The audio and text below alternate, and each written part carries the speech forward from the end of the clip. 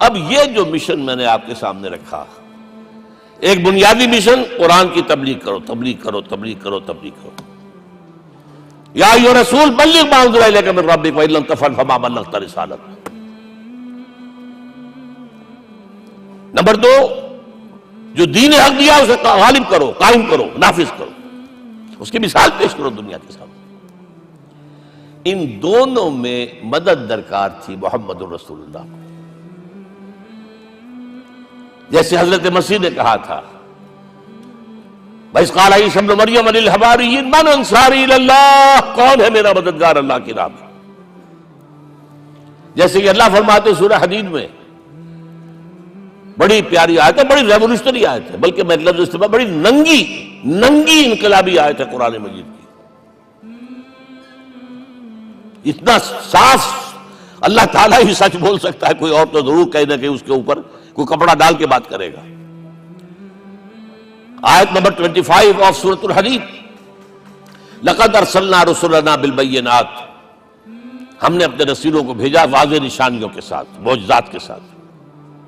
وانزلنا معهم الکتاب والمیزان، ان کے ساتھ کتاب اتاری، شریعت اتاری، میزان اتاری، نظام اتارا۔ لِيَقُومَ النَّاسُ بِالْقِسْطِ، تاکہ لوگ عدل پر قائم ہوں۔ اس لیے کتاب کیوں بھیجی، رسول کیوں بھیجے، نبی کیوں بھیجے، وحی کیوں بھیجی؟ تاکہ لوگ عدل پر قائم ہوں۔ یہ اس سے بڑی آیت کوئی ہوگی؟ عدل اجتماعی، سوشل جسٹس۔ اب اگلا ٹکڑا پڑھیے، وَأَنزَلْنَا الْحَدِيدَ، ہم نے لوہا بھی اتارا ہے، فِيهِ بَأْسٌ شَدِيدٌ، اس سے اسلحہ بنتا ہے، جنگی قوت ہے۔ وَلِيَعْلَمَ اللَّهُ مَن يَنصُرُهُ وَرُسُلَهُ بِالْغَیبِ، اور اللہ دیکھ لینا چاہتا ہے کون ہے اس کے وفادار بندے جو لوہے کی طاقت کو ہاتھ میں لے کر اللہ اور اس کے رسول کی مدد کرتے ہیں۔ دین اللہ کا، اسے قائم کرنا اللہ کی مدد ہے، اسے قائم کرنا محمد کا فرض ہے، اس کے جد و جہد کرنا محمد کی مدد ہے صلی اللہ علیہ وسلم۔ یہ تھی نصرت، اور یہ نصرت آپ کو معلوم ہے حضور کی زندگی میں صحابہ کرام نے کی ہے کہ نہیں کی؟ جو شخص ایمان لایا فوراً داعی بن گیا، فوراً۔ ابو بکر ایمان لائے، اور 6 جو ہے عشرہ مبشرہ میں سے چوٹی کے صحابہ، وہ ان کی دعوت پر ایمان لائے۔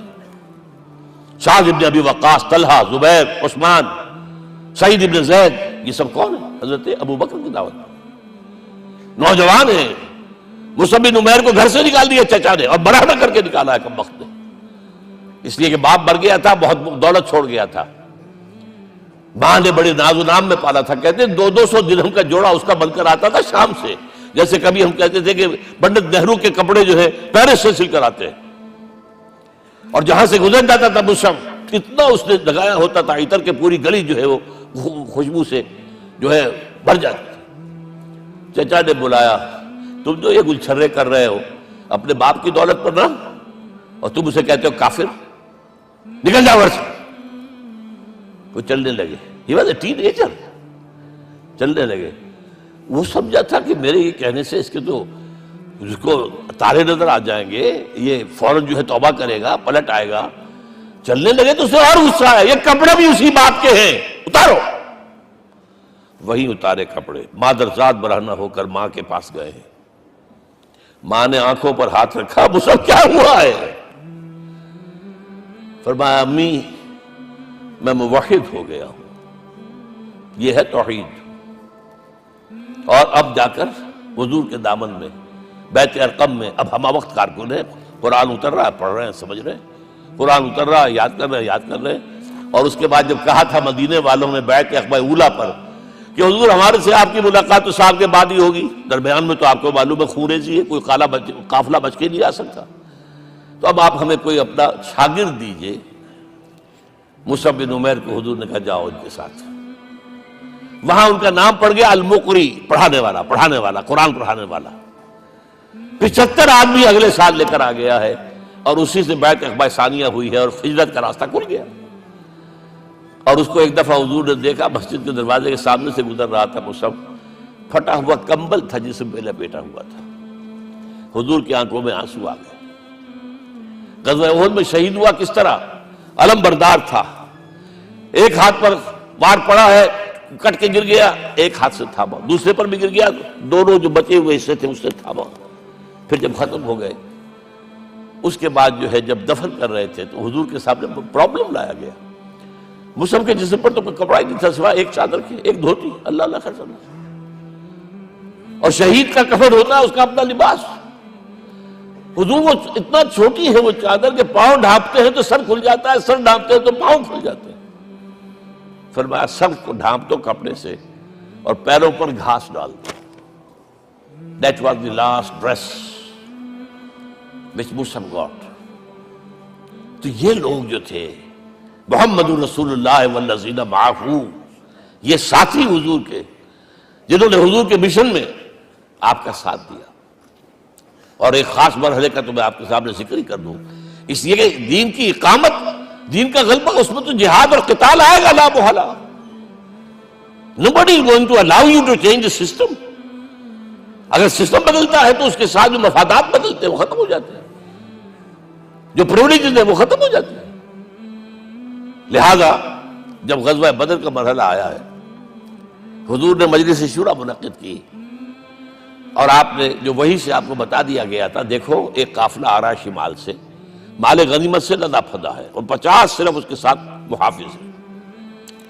ایک لشکر آ رہا ہے جنوب سے، گیل کانٹے سے لیس، اور اللہ نے وعدہ کیا ہے کہ ایک پر ضرور تمہیں فتح دے گا، بتاؤ کدھر چلے۔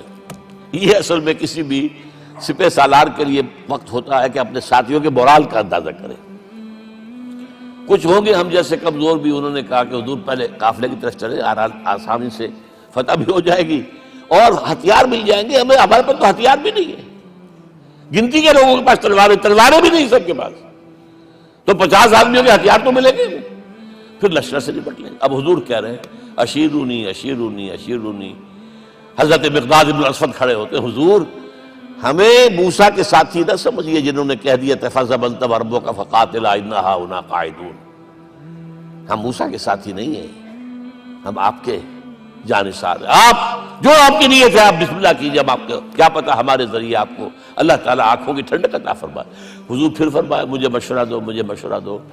تب خیال آیا سعد ابن عبادہ رضی اللہ تعالیٰ عنہ کو، جو رئیس انصار تھے، ہو نہ ہو یہ ہماری طرف روئے سخن ہے، کیونکہ بیعت عقبہ ثانیہ جس کے نتیجے میں ہجرت ہوئی ہے اس میں طے یہ ہوا تھا کہ اگر یہ مکے والے مدینے پر حملہ آور ہوں گے آپ کو ختم کرنے کے لیے، ہم آپ کی حفاظت ایسے ہی کریں گے جیسے اپنے بیوی بچوں کی۔ اور ابھی مدینے پر حملہ ہوا نہیں ہے، حضور پری ایمپٹ کر رہے ہیں، باہر نکل کر مقابلہ کرنا چاہ رہے ہیں، تو گویا کہ انصار کور نہیں ہوتے اس کے اندر، اس لیے بار بار اشیرونی، مجھے مشورہ دو۔ اب سعد بن عبادہ کھڑے ہوتے ہیں، کأنک تعنینا یا رسول اللہ صلی اللہ علیہ وسلم، اے اللہ کے رسول شاید آپ کا روئے سخن ہماری جانب ہے، فإنا آمنا بک وصدقناک، ہم آپ پر ایمان لا چکے ہیں، ہم نے آپ کی تصدیق کی، اب ہمارے پاس چوائس کون سا ہے؟ اگر آپ آگے چلیں ہم پیچھے چلیں گے، اگر برق الغماد تک پہنچیں گے ہم اپنی اونٹنیوں کو دبلا کر دیں گے، یمن کا آخری شہر جو ہے برق الغماد، اور اگر آپ ساحل سمندر پر کھڑے ہو کر اپنی سواری سمندر میں ڈالیں گے ہم بھی ڈال دیں۔ بہرحال یہ مراحل ہیں کہ جن سے گزر کر حضور نے اللہ کے دین کو غالب کیا اور قائم کیا، اور اس ہر سطح پر، ہر مرحلے پر صحابہ کرام نے آپ کا ساتھ دیا، جہاں آپ کا پسینہ گرا وہاں انہوں نے اپنی خون کی ندیاں بہا دی۔